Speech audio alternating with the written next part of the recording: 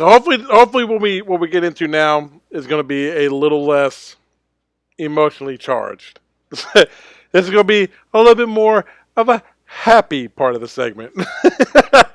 But we're going to look at now, Big Boss. I saw your tweet where you had 25 games that shape who you are as a gamer, as a person, your gaming personality. I saw your top 25 list. Pretty impressive list, I must say. I'm not going to go through it and read it here, but please go follow Big Boss on Twitter or Twitch, Big Boss Senpai, and you can check out his tweet there. Here's mine, and I condensed mine from a 25 list to a 10, and I'll kind of go into how each one kind of played a role into developing factor into the fine gentleman that he is today. Some of these games may surprise you, those of you who know me personally. Some of them may not. But, and these are in no particular chronological order. So if I name a game first, it doesn't mean it's number one on my list. These are in no particular order. The Legend of Zelda. Now, I know that can mean, okay, well, what's Zelda? You know, we're talking Breath of the Wild. We're talking about the original Legend of Zelda. We're talking about Link's Awakening, Link to the Past, yada, yada, yada. Look, I know there are 24 different type of Zelda games out there. What I'm talking about is the original NES gold cartridge Legend of Zelda game that I remember from my childhood playing that game on a regular basis. Next to Mario. But I seem to play Legend of Zelda a bit more than I played Mario. The Legend of Zelda was always one of my go-to games as a kid when I was growing up. I used to sit in the room, had that controller in my hand, and I would hear just that theme music going. Ding! You know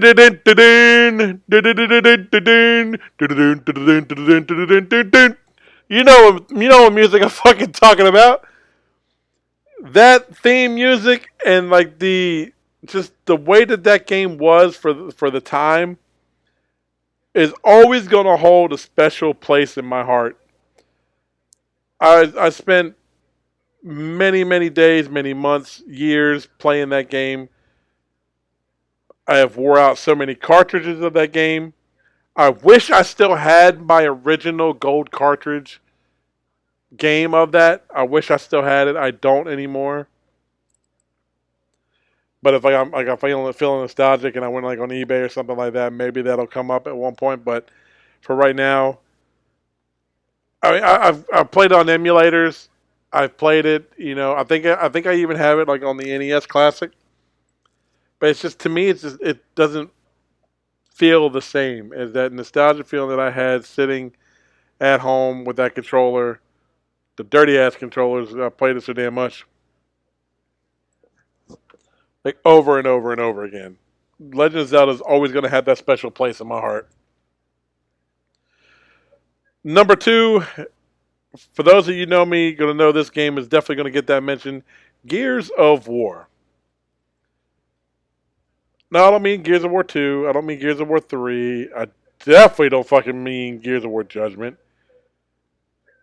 Gears 4, Gears 5, I don't mean. I'm talking about the original, the Mac Daddy of them all, the Gears of War, the Xbox 360 version of that game. Oh my lord. This game was one that I played on a nightly basis. Every night I would come home from work. Sometimes I wouldn't get home from work until midnight. Other times I wouldn't get home from work until like 10 p.m. The first thing I did was I would come home, take a quick 10-minute shower, and then jump my ass onto the fucking game.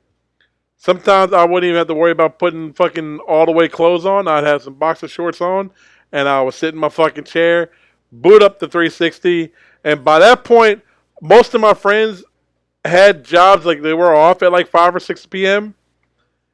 or home by 8 o'clock. Me, I was always the one that didn't get home until like super fucking late. So that's what like. And here's a funny story. If any of you guys are listening that know this story, God bless you. But here's a funny story about this.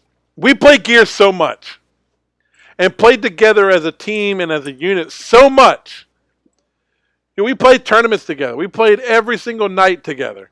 There was a group of probably 4 or 5 of us, maybe more than that, that played together on a nightly basis. We knew how each other moved. We knew how each other thought. We knew what each other was going to do on every map that we played multiplayer on. And I'm just talking about multiplayer. I'm not going to. I hadn't even gotten into the story mode yet. The story was fucking phenomenal. I'm just talking about multiplayer. But we all knew each other's motives whenever whatever map came up. When we played against each other, we knew what each other was going to do. It was just a matter of like, now can you stop it? We played so much. At that time in my life, I was a manager at Blockbuster Video. I think it was I at Blockbuster? Yes, I was at Blockbuster at the time. I had been about a year and a half into working at Blockbuster Video at the time. Yes, Blockbuster Video was still a thing then. And a couple of my friends that we played on a nightly basis with together were managers at the local GameStop in town.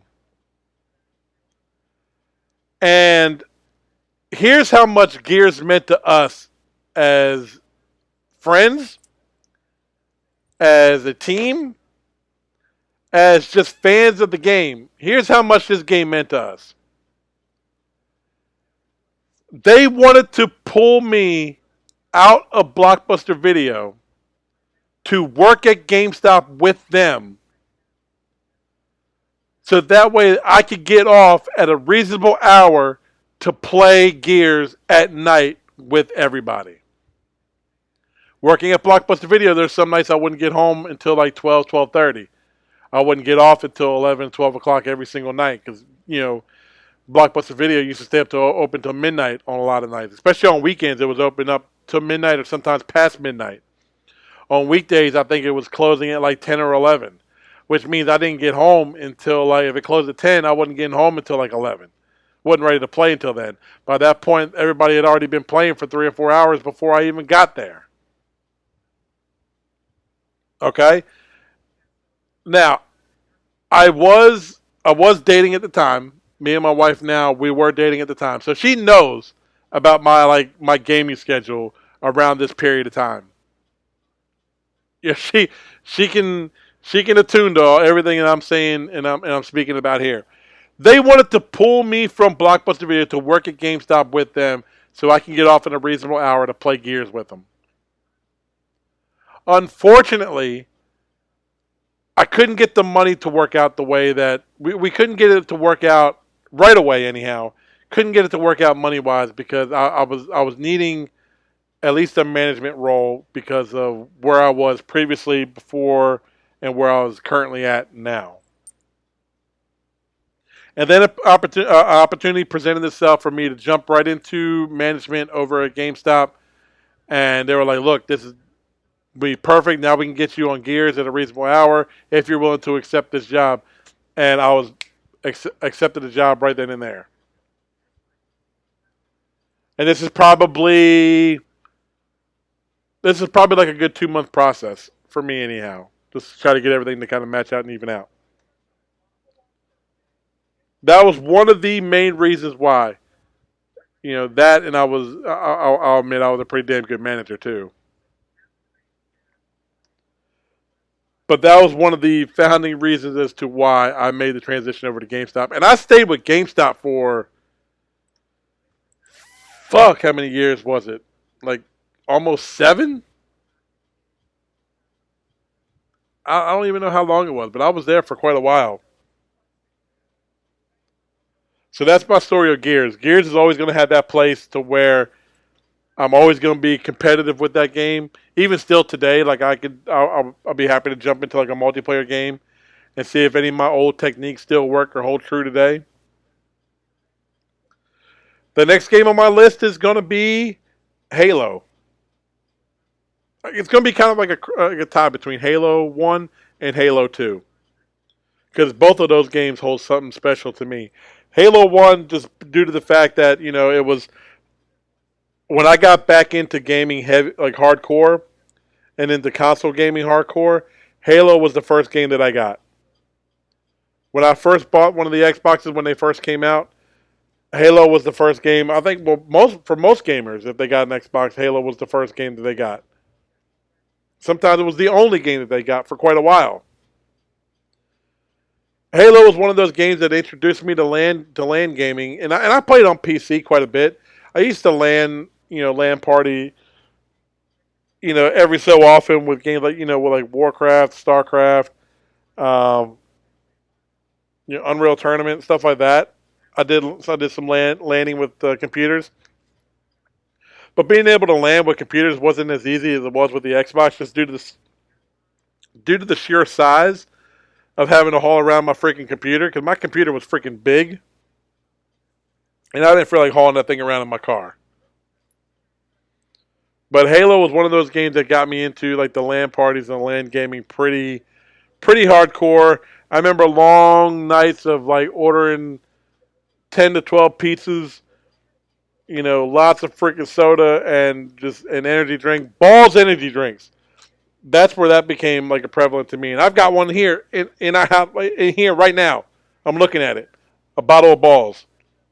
If you don't know what balls is, go look it up. BAWLS. They're expensive. They're expensive as shit.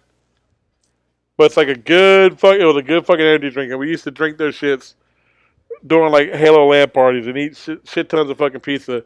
Be there for over 24 hours. Fucking just straight gaming. Cables running from room to room, upstairs to downstairs. TVs upon TVs. People tripping over fucking shit. I remember all that shit. It was like my early college days. And then of course Halo 2 came along, and Xbox Live was pretty prevalent at this point, and online gaming started to become a major thing. And Halo 2 was that game. It held us for so fucking long. I mean, I'm sure everybody here that if you played Halo or a hardcore gamer, especially around that time, you have your own stories and your memories of Halo 1 or Halo 2. I certainly did. One of the next games on my list is Splinter Cell.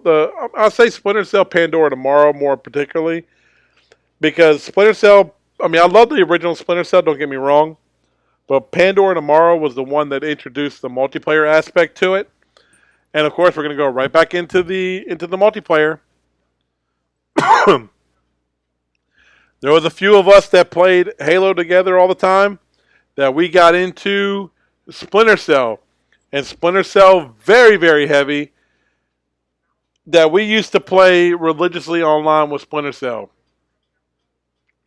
I just remember the many days of sneaking around trying not to get spotted or killed, having certain areas that you'd go into knowing you couldn't be seen, and then some that you know you could be seen. The heartbeat, like the high intensity heartbeats and the fear factor of when you're playing as one of the operatives and you're hunting down the spies. That's like that feeling you get of breaking that neck and sending them back to the room. you know, that's always gonna have that. Like Pandora Tomorrow is always gonna have that spot. I want them to bring Splinter Cell back. I heard they're working on one. I think it's gonna be like a reboot. But I heard they're working on Splinter Cell. They need to bring that game back out. I miss that franchise so much. That franchise is always held in high regard to me. I've got every game of the Splinter Cell franchise.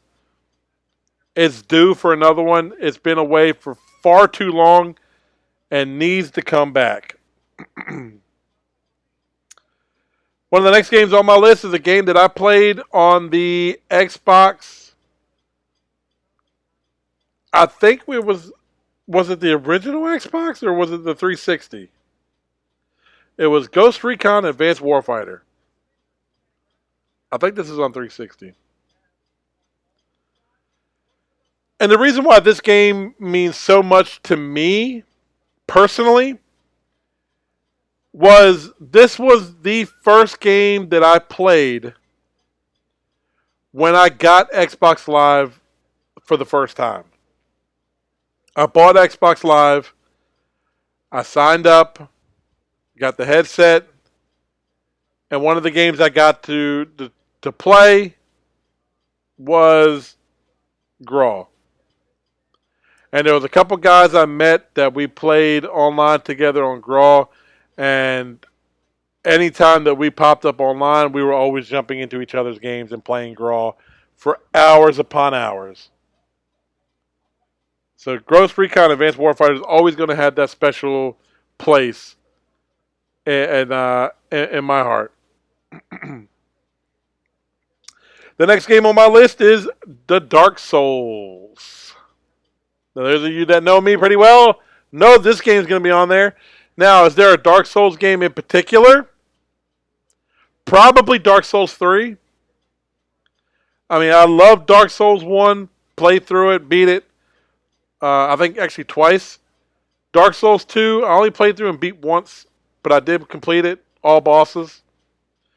Dark Souls 3 is one of those games that I think we probably played through together as a group at least 30 times.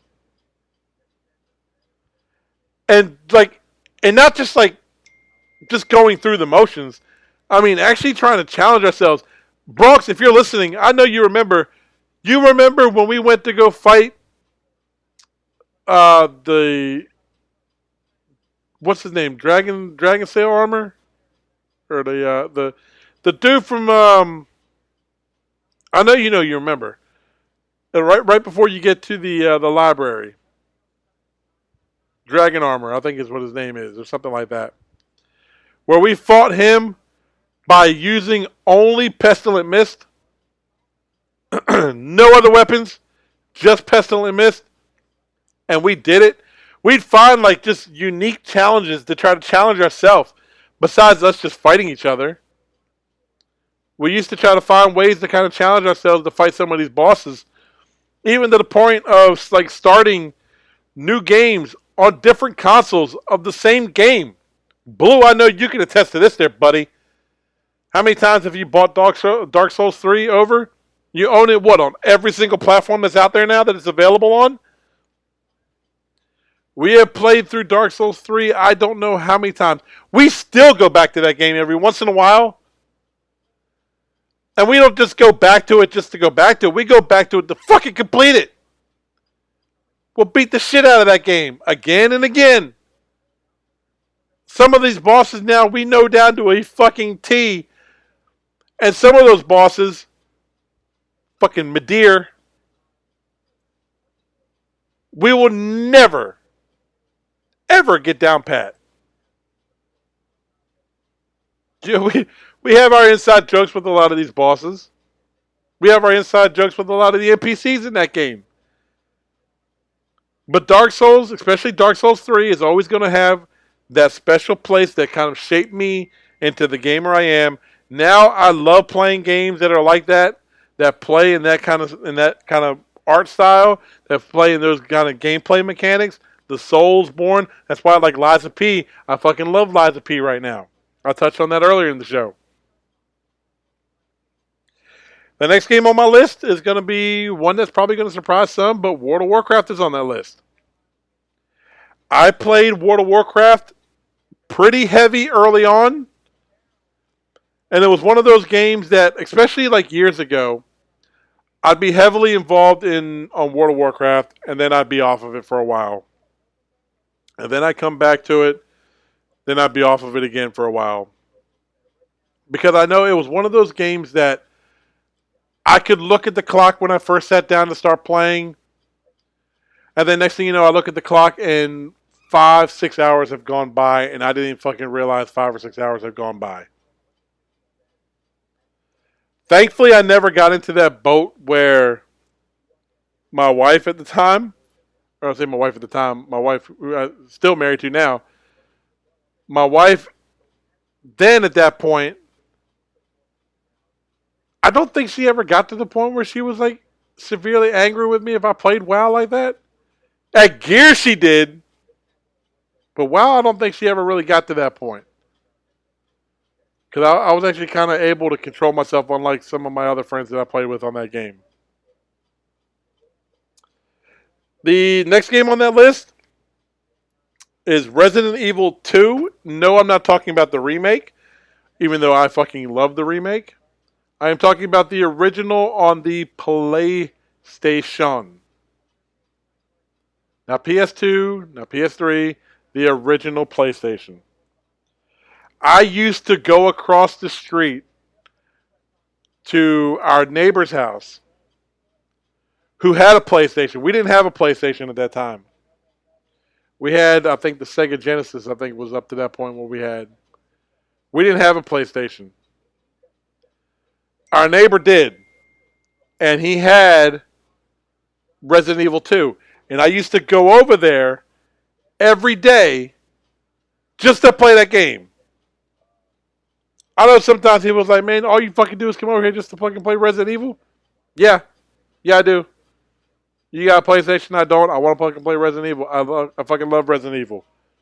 I can't count how many times I beat Resident Evil, especially at his house. You know, I finally got to the point where we got a PlayStation and I played Resident Evil 2 myself at our house. Loved every minute of it. Still, even to this day, I still have fond memories of Resident Evil. One of the first games, like one of the first horror-based games that I won't say gave me nightmares, but like some of the sound effects, like I can still hear in my head today. Like especially like with the zombie movements, the way that the zombies kind of like there's just certain elements of that game that if you grew up with that, it probably still ring true to your ear today. Let's see, two more left on this list. Half-Life 2 is on that list for me. I played this on when I first got into like fully like really upgrading my PC, and I got it upgraded to where I can play like the Doom remake, not the one that just not the one that came out a few years ago, but like Doom 4. And then I got Half-Life 2 around that same time. And I remember playing Half-Life 2 all the time. Religiously, I'd be on Half-Life 2.